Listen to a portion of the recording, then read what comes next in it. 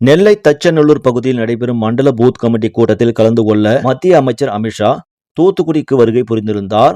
அங்கிருந்து ஹெலிகாப்டர் மூலம் நெல்லையில் நிகழ்ச்சி நடக்கும் இடத்திற்கு சென்றார்.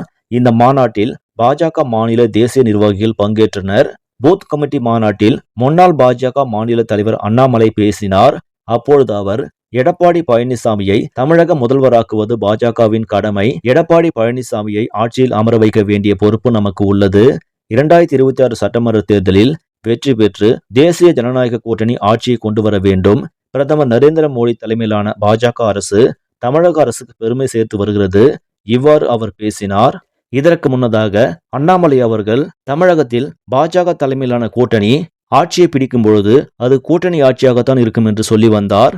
பொறுத்திருந்து பார்ப்போம், தமிழகத்தில் பாஜக கூட்டணி வென்று கூட்டணி ஆட்சி அமைக்குமா என்று.